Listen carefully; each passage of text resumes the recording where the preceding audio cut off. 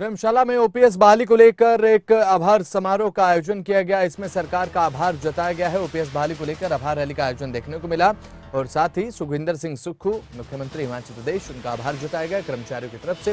Rally में हिमाचल के कोने कोने से सरकारी जो कर्मचारी है वो पहुंचे थे और मुख्यमंत्री क्या कुछ कहते नजर आए वो भी सुनाते हैं।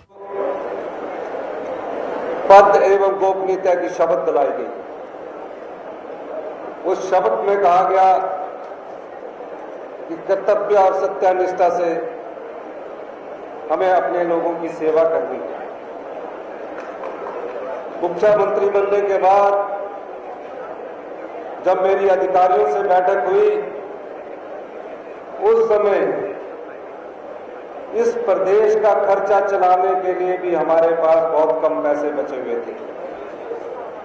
मैंने पूछा कि हमारे जो सरकारी कर्मचारी अधिकारी और जो हमारा उनको पे कैसे दी जाएगी। उन्होंने कहा अब एक रास्ता बचा है। मैंने कहा वो रास्ता क्या है?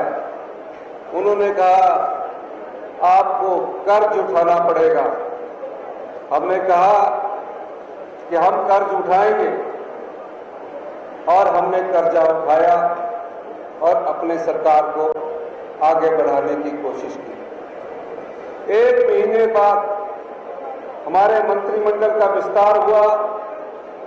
मंत्रिमंडल के सभी सदस्य, जिसमें कर्नल धनीराम शांडिल जी थे, चंद्र कुमार जी थे, हर्षवर्धन जी थे, अनिरुद्ध सिंह जी थे, रोहित ठाकुर जी थे, विक्रमादित्य सिंह जी थे, सब लोग हम मंत्रिमंडल के सदस्य बैठे। उनके सामने प्रेजेंटेशन दी गई और हमने एक कड़ा फैसला किया। जो विधायकों को विधायक निधि मिलती थी, उस खर्चे को हमने रोक दिया। विधानसभा सेशन हुआ, कांग्रेस के विधायक भी कह रहे थे और सत्ता पक्ष के विधायक भी कह रहे थे कि हमारी विधायक निधि को बहाल करो।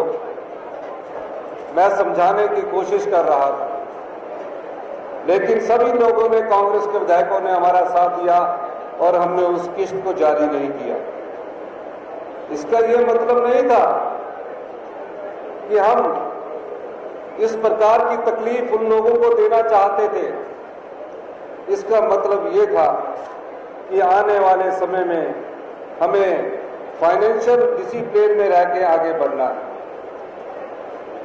और जब पहली मंत्रिमंडल की बैठक हुई, कोई नए अधिकारी नहीं थे, कोई नए फाइनेंस डिपार्टमेंट के अधिकारी नहीं थे।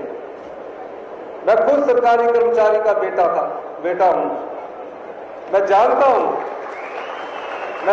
हूं कि किस प्रकार से उसका निर्वाह होता है। आज मेरी माताजी है, मेरी माताजी को पेंशन मिलती है क्योंकि मेरे पिताजी ने सरकारी नौकरी की। अब जब उसको पेंशन मिलती है तो पुराने टाइम में यहाँ आगे एक जेब होती है बुजुर्गों के, वहां से वो अपना छोटा सा पर्स निकाल के हमें पैसे देती है। वो भाव ये प्रदर्शित करता था कि ये अपने आत्मसम्मान और स्वाभिमान की जिंदगी जी रही है। इसलिए इन सरकारी कर्मचारियों को पेंशन देना बहुत जरूरी है। और हमने फैसला कर लिया और पहली कैबिनेट में हमने अपने सरकारी कर्मचारी, सरकारी अधिकारी, जिन्होंने हिमाचल प्रदेश में विकास की गाथा लिखी है, कोई स्कूल बनता है, कोई सड़क बनती है, कोई विकास का काम होता है, सरकारी कर्मचारी और अधिकारी की कलम से होकर ही गुजरता है। और उसको हमने पहले ही कैबिनेट में पेंशन दी। पेंशन देने के बाद भारतीय जनता पार्टी के नेता फिर बोलते रहे कि ये पेंशन लागू नहीं होगी, लेकिन मैं विचार करता रहा कि इसको एक एक अक्षर 1975 की पेंशन के हिसाब से होना चाहिए। हम रात के 12-12 बजे तक इस प्रदेश को आत्मनिर्भर बनाने के लिए, अपने कंधों पर खड़ा करने के लिए मेहनत कर रहे हैं। और जब मुझे फाइनेंस डिपार्टमेंट के अधिकारियों ने बताया कि आप जो मार्च की जो अंशदान है, जो एनपीए का अंशदान है 1790 करोड़, अगर ये मार्च का आप अंशदान देते हैं तो हमें कर्ज की लिमिट 1790 करोड़ और मिल जाएगी। मैंने कहा आप मार्च का अंशदान दीजिए, लेकिन नए फाइनेंशियल ईयर से उनका अंशदान बिल्कुल बंद कर देना पड़ेगा। अप्रैल आया और हमने वो अंशदान बंद कर दिया।